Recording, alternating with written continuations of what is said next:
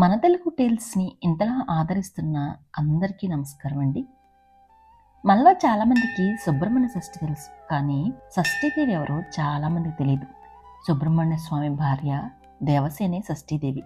పెళ్ళై కొన్ని సంవత్సరాల వరకు పిల్లలు పుట్టిన వారు చాలామంది ఉంటారు. కొన్నిసార్లు పుట్టిన పిల్లలు చనిపోతూ ఉంటారు. అదేవిధంగా చనిపోయిన పిల్లలే పుట్టేవారు కొంతమంది ఉంటారు. ఇంకా పిల్లలకు సంబంధించి అనేకమైన సమస్యలతో సతమతమవుతూ ఉన్నప్పుడు సుబ్రహ్మణ్య స్వామి పూజ చేయాలని, ఇలాంటివన్నీ తగ్గిపోతాయని మనకు తెలుసు. కానీ సుబ్రహ్మణ్య స్వామి భార్య అయిన షష్ఠీదేవిని కూడా మనం పిల్లలు పుట్టిన 21 రోజు కానీ, ఉయ్యాల్లో వేసినప్పుడు కానీ, అన్నప్రాసన సమయంలో కానీ చేస్తామని మీకు తెలుసా? మనకు తెలియకుండానే ఎన్నో పూజలు షష్ఠీదేవి చేస్తుంటాం. చిన్నపిల్లల్ని రక్షించే దేవతే ఈ దేవసేన. అందుకే తల్లికి దేవసేన అని పేరు పెట్టారు. ఆ తల్లి లలితాదేవి మణిద్వీపంలో ఉన్న తన శక్తిలో నుండి, అంటే ప్రకృతిలో నుండి 6వ భాగాన్ని బయటికి తీసి సుందరీమణిగా అయింది. ఆ రోజే షష్ఠి తిథి కనుక తల్లిని షష్ఠి నామకరణం చేశారు. తల్లి శిశువుల పాలిట దివ్యమాత.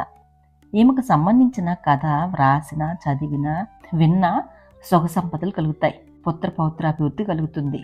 ముఖ్యంగా గర్భంతో ఉన్నవాళ్ళు తప్పక రోజు ఈ కథ వినాలి.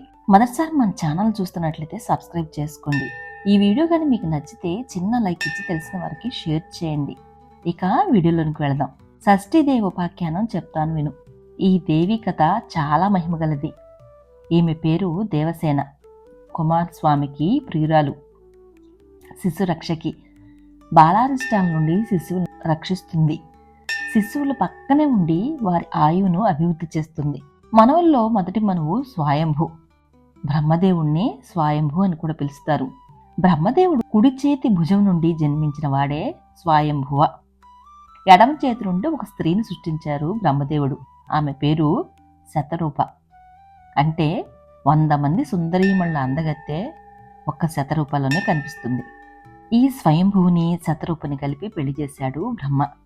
వీళ్ళిద్దరూ భూమి మీద మొట్టమొదటి మానవ లోకంలో దంపతులు. మనందరం వారి వంశస్థులమే. అప్పటి నుంచి మనువు యొక్క సంతానమైన మనందరినీ మానవులని పిలుస్తున్నారు. బ్రహ్మదేవుడు వీళ్ళిద్దరినీ పిలిచి, మీరిద్దరూ రతిక్రీడ ద్వారా సంతానాన్ని కనండి అని చెప్పాడు. వారికి 2 కొడుకులు, ఒక కూతురు పుట్టారు. మొదటివాడు పేరు ప్రియవ్రతుడు, రెండోవాడు ఉత్తానపాదుడు. తర్వాత కూతురు పుట్టింది. ఆమె పేరు దేవహూతి. కర్ధమ ప్రజాపతికిచ్చి పెళ్లి చేశాడు. వారి సంతానమే కపిల మహర్షి. ఉత్తానపాదుడికి 2 కొడుకులు, ధ్రువుడు, ఉత్తముడు. అయితే మొదటివాడు ప్రియవ్రతుడికి సంతానమే లేదు. చాలా గొప్పవాడు. దురదృష్టవశాత్తు వారికి చాలా కాలం పిల్లలు పుట్టలేదు. వీళ్ళిద్దరూ కశ్యప ప్రజాపతి వద్దకు వెళ్లారు. అప్పుడు కశ్యపుడు ఇలా చెప్పాడు, ఓ రాజా, నీకు పిల్లలు పుట్టకపోవడానికి ఒక కారణం ఉంది. బ్రహ్మదేవుడు మీ గురువు. శతరూపాదేవికి బ్రహ్మదేవుడు ఒక ఉపదేశం ఇచ్చారు.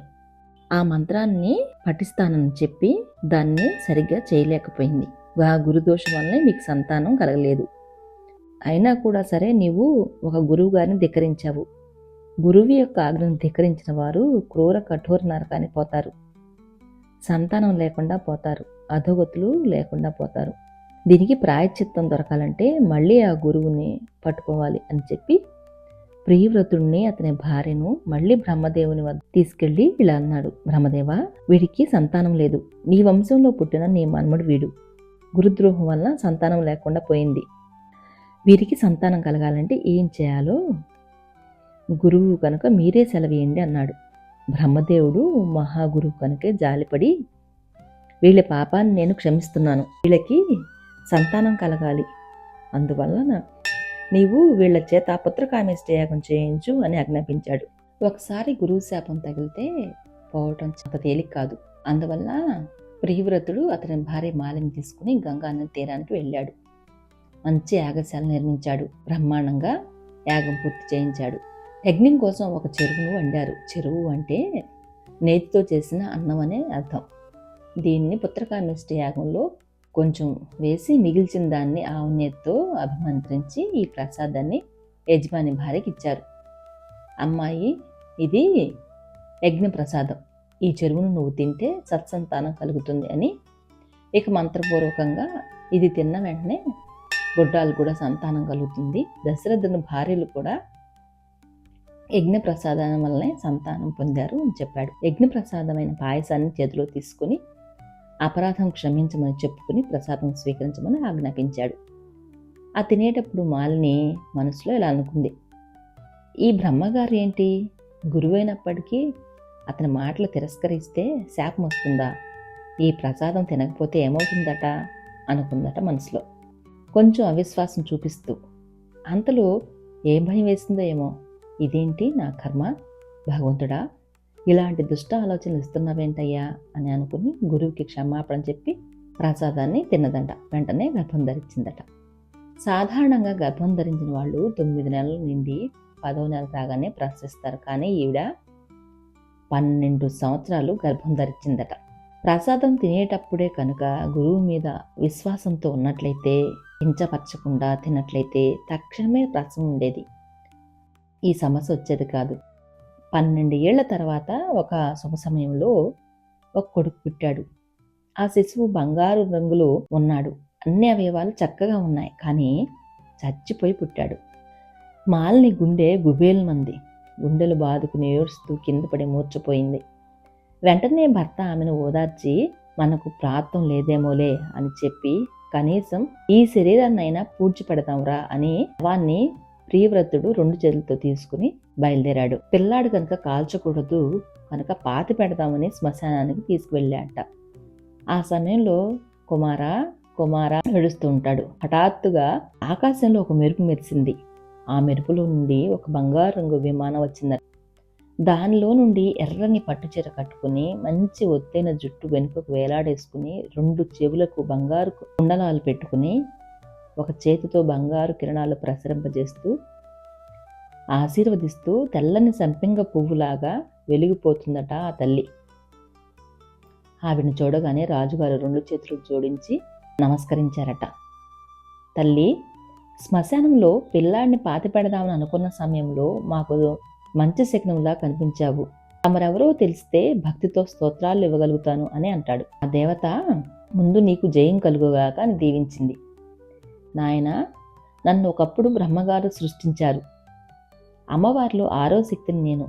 లలితా పరాభట్టారికలోని 6వ భాగం. బ్రహ్మ మనసు నుండి బయటికి వచ్చిన దాన్ని. నా పేరు దేవసేన. ఈశ్వరిని, కౌమారిని, మాతృదేవతల్లో నేను గొప్పదాన్ని. కుమారస్వామికి నేను భార్యను. నన్ను షష్ఠీదేవి అని పిలుస్తారు. నా గురించి నీకు తెలియకపోవడం వల్లే నీకు ఈ కష్టాలు వచ్చాయి. పెళ్లి కాని వారికి సక్రమంగా పెళ్ళయ్యేట్లు చేస్తాను. పిల్లలు లేకపోతే పిల్లలనిస్తాను. దరిద్రులకు ధనాన్నిస్తాను. మంచి పనులు చేయాలనుకునే వారితో మంచి పనులు చేస్తాను. సుఖ దుఃఖాలను అదుపులో పెట్టి సర్వకాలాల్లో అభయాన్నిస్తాను అని చెప్పిందట. ఒకప్పుడు నేను దేవతలందరికీ నాయకురాల్ని. వారికి విజయాన్ని చేకూర్చి పెట్టాను. దేవతల సైన్యాన్ని పరాక్రమంతో నడిపించడం వలన నన్ను దేవసేన అని అన్నారు. నేను లేకపోతే దేవతలు యుద్ధం చేయలేరు. కర్మలకు అధిష్టాన దేవత నేను. నీ కర్మలే నీకు కష్టాన్ని తెచ్చిపెట్టాయి. ఓ రాజా, మీ భార్య గురువు మంత్రాన్ని తిరస్కరించింది. ఆ మహాపాపం వలన ఈ భార్య ఈ గర్భశోకం పొందింది. ఈ శోకం నుండి విముక్తి పొందడానికి మేము నీకు ఒక స్తోత్రం చెబుతాం. ఆచరించి ఈ స్తోత్రాన్ని పఠించండి. తర్వాత కాసని నీళ్లు ఆ మృతదేహం పైన పొయ్యండి అని చెప్పింది. టక్కున ఎప్పుడైతే ఆ తల్లి చెప్పిందో ప్రియవ్రతుడు చేశాడు. టక్కున ఆ పిల్లాడు లేచి కూర్చున్నాడట. అప్పటి నుంచి ఆమె షష్ఠీ మంగళదేవత అని పిలువబడింది. అప్పుడు ప్రియవ్రతుడు, తల్లి, నా బిడ్డను బ్రతికించావు. నా భార్యకు గురుదోషం తొలగించావు. 3 లోకాల్లో స్వర్గం, భూమి మరియు పాతాళాల్లో నీ ఆరాధన ప్రారంభిస్తాను, ప్రచారం చేస్తానని తల్లికి మాట ఇచ్చాడు. షష్ఠీదేవి బిడ్డకు రాజుకు తిరిగిచ్చి అతనికి సువ్రత అని పేరు పెట్టింది. అతను గొప్ప ధనవంతుడు మరియు పండితుడైన పాలకుడుగా ప్రసిద్ధి చెందాలని ప్రకటించింది. ప్రతి నెల 6వ రోజున, అలాగే ప్రసవం తర్వాత 6వ రోజున మరియు 21వ రోజుల్లో మరియు అన్ని సందర్భాల్లో ఒక బిడ్డకు శుభప్రదంగా షష్ఠి పూజించాలని ప్రియవ్రతుడు అందరికీ ఆదేశించాడు. ఆమెను శాలిగ్రామరాయి రూపంలో కానీ, మర్రి చెట్టు కింద పూర్ణ ఘట రూపంలో లేదా గోడపైన ఆమె ప్రతిమ రూపంలో పూజిస్తారు. చైత్ర మాసంలో చంద్రుడి క్షీణదశ 6వ రోజున కొన్ని ప్రాంతాల్లో ఆమెను పూజిస్తుంటారు. కొన్ని ప్రాంతాల్లో ఆమెను జ్యేష్ఠ మాసంలో శుక్లపక్ష చంద్రుని వృద్ధి చెందుతున్న సమయంలో, కొన్ని ప్రాంతాల్లో ఆమెను జ్యేష్ఠ మాసంలో 6వ రోజున మాత్రమే పూజిస్తారు. షష్ఠీదేవికి 6 ముఖాలు ఉన్నాయి. ఆమె చాలా అందంగా ఉంటుంది. ఆమె భక్తులను వరాలతో అనుగ్రహిస్తుంది మరియు ఆమె కోరుకున్న రూపాలను స్వీకరించగలదు. సంతానం కలగడంలో ఇబ్బంది పడుతున్న దంపతులు 1 సంవత్సరం పాటు షష్ఠీదేవిని పూజిస్తే ఆరోగ్యకరమైన సంతానం కలుగుతుంది. శిశువులను వ్యాధుల నుండి రక్షించడానికి మరియు చెడును దూరం చేయడానికి షష్ఠీదేవిని పుట్టిన 6వ రోజునే పూజిస్తారు. ప్రసవం తర్వాత 21వ రోజున శిశువుకు మొదటి ఆహారం ఇచ్చినప్పుడు కూడా ఆమెను పూజిస్తారు. ఇది దేవీ భాగవతం నుండి షష్ఠీదేవి కథ. ఈ వీడియో కానీ మీకు నచ్చితే చిన్న లైక్ ఇవ్వండి. మొదటిసారి మన ఛానల్ చూస్తున్నట్లయితే సబ్స్క్రైబ్ చేసుకోండి. మీకు తెలిసిన వారికి షేర్ చేయండి. Thanks for watching.